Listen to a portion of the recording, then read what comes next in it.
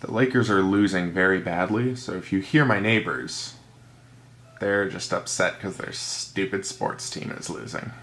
So the first one is like the perfect amount of kitsch for me. It's like the perfect amount of literary kitsch. In 1980, a book by Cleo Birdwell was published, and it's called Amazons, an intimate memoir by the first woman ever to play in the National Hockey League. And Cleo Birdwell is a pseudonym for Don DeLillo. The name DeLillo is in the name Cleo Birdwell. He also wrote this, at least in part, with one of his former co-workers at the ad agency they worked at, and I believe her name's Sue Buck. But DeLillo wasn't allowed to, publish this with, I can't remember who his original publisher is, but he wasn't allowed to publish it, under his own name.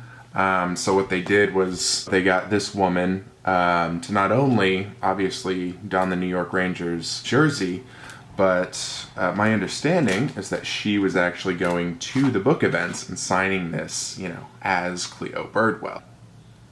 And there you go. She, I'm presuming this is the woman that signed that. It's to John, love Cleo. That was a birthday gift that I just got, and like I said, it's just the perfect amount of sort of literary kitsch. And this one was a birthday gift, but it was a birthday gift from me to me. And this is Ngugi wa Thiong'o's Wizard of the Crow. You can see his signature in there. So Ngugi wa Thiong'o is a Kenyan writer, and I can't remember the name of the language they speak, but initially in his career he wrote in English, and then I want to say 3 books into his career he started writing originally in his native tongue. I think he's got an essay that's called Decolonizing the Mind, and I think in that essay he goes and talks about, okay, I want to write in my original language. He also, of course, does the English translations. It's an African dictator novel, and I'm really interested in Latin American and African dictator novels. And this one, of course, being very large and very thick, is extra interesting to me. And the crow of the title is the African dictator. The country in it is not actually Kenya, it's a fictional country. I think it's Aburira.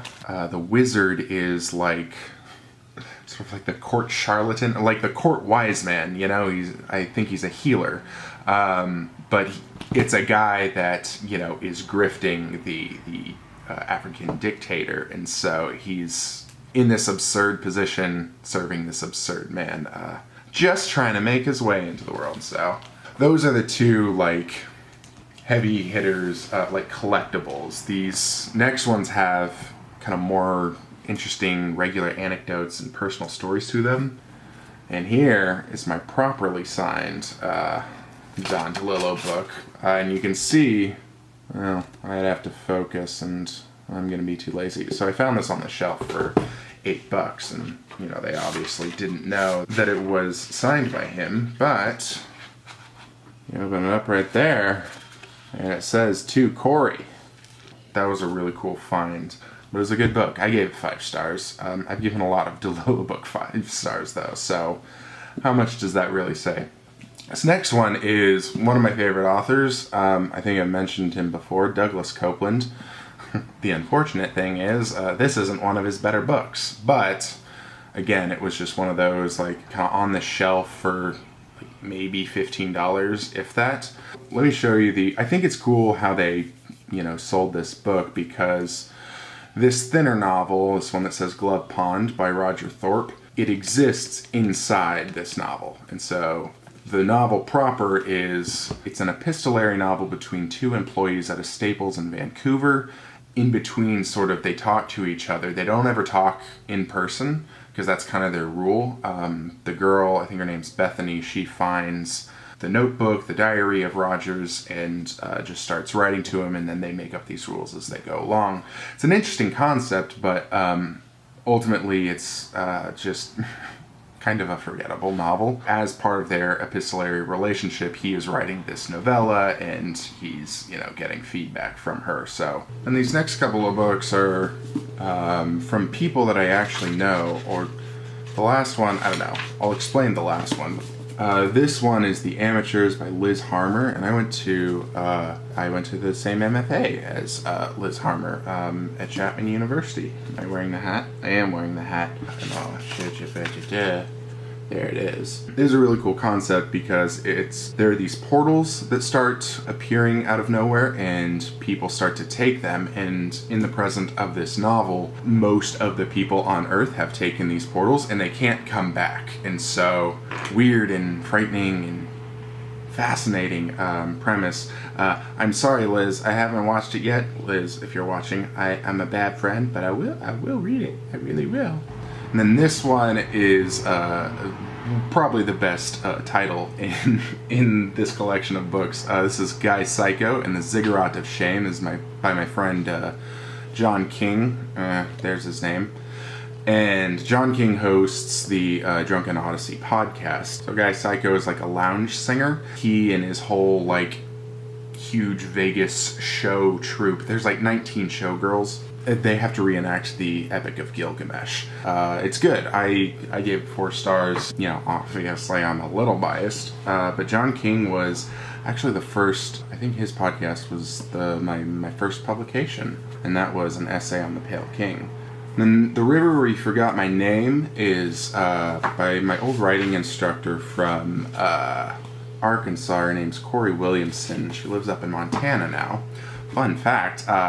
I actually got to go stay at her house during the 2017 eclipse, and that was super fun.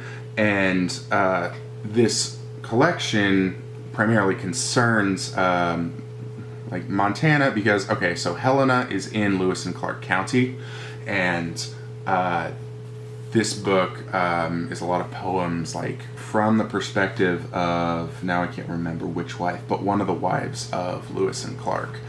And that involved Corey doing like extensive research and reading through, because there are all these letters that we still have between the two of them. This comes from another classmate of mine at my MFA. This is called A Bridge Abridged. It's by Stephen Gallus, and so this is a collection of short stories.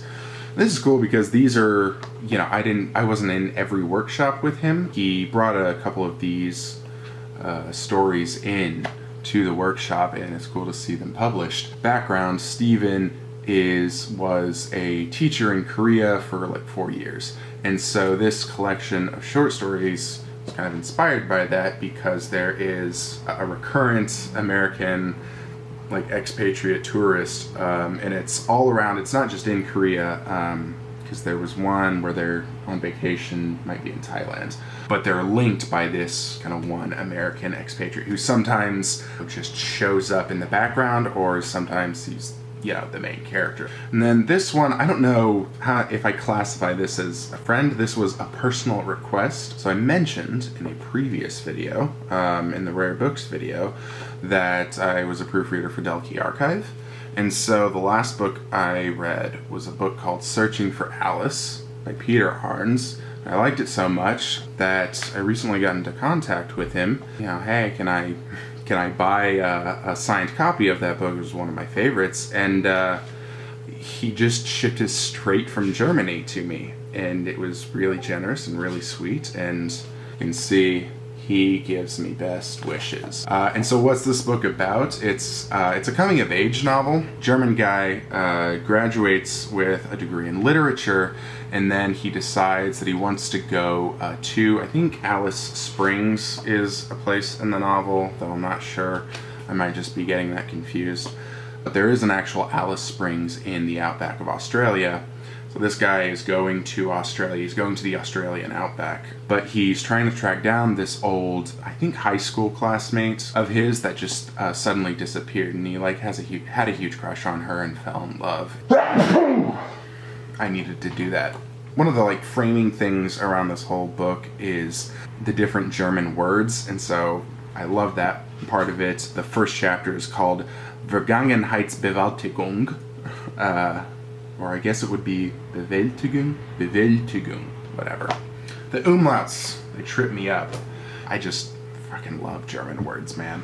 The needlessly, endlessly large and complex words. These last 3 are book event books. Now for the disappointing part. Literally. So the subtitle for this is A Pseudo-Adult's Decade of Short-Term Jobs, Long-Term Relationships, and Holding Out for Something Better. And it really attracted me because at the time, I want to say this was maybe in my last semester at Chapman, and I didn't know what I was going to do for a job, and I was thinking, well, maybe this will at least make me feel better. I was, not reading it so much to get advice as I was to just see what my future might be. But turns out, got a 9 to 5. I work for the man, or a woman. Her name's Judy. She's my boss. This next book, I'm not normally the kind of person that would read this novel, but I got a signed copy of The Long Goodbye, The Long Goodbye, The Long Goodbye, The Long Goodbye by Michael Connolly. And you can kind of see the sticker here. This is a Bosch book, and that's an Amazon Prime series. The signature there. This was at an annual event that we did at Chapman called Pub Crawl, and he was the featured speaker. This book was raffled off, and I, was lucky enough to win. So in the dedication page, this is dedicated to Vin Scully, and if you don't know who that is, Vin Scully is the longtime voice of the Los Angeles Dodgers, and even was the voice of the Dodgers when they were the Brooklyn Dodgers. And that's my very terrible Vin Scully voice. It was raining in the episode of the Amazon series, and so he did his typical Vin Scully thing where he, during the rain delay, he gave a history of rain delays in Dodger Stadium, and there aren't that many. And at long last, we have come, dramatic music please, to the Nobel Prize winner, Mario Vargas Llosa. This is Aunt Julia in the Scriptwriter, and he did a book event at Chapman. Where's the signature in here? It's the very first page, ain't it?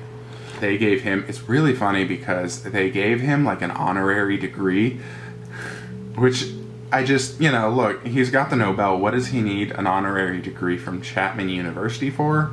I don't know. Aunt Julia and the Scriptwriter. What's it about? Primarily two things. Marito is the main character, and he's a news writer for a radio station, and he works at this radio station with this guy who is the scriptwriter who writes these big, dramatic kind of radio soap operas. And he's also losing his mind as the novel goes on. So he's writing these crazier stories, and the story is interspersed, like every other chapter, is one of these scripts. The other half, the Aunt Julia half, is an affair that the main character, Marito, takes up with, so it's not his biological aunt, it's his aunt by marriage. Her sister gets divorced, and then she's 32, Marito's 18, and it is apparently based on real life, and it's dedicated to a woman named Julia, and I don't know, I think it was his aunt, I don't know. It's only cosmetic incest, and so if you go full incest, you don't get the Nobel, unfortunately, but it was only cosmetic incest. Man. What a way to end, right? But this was fun. We'll see if I put it up.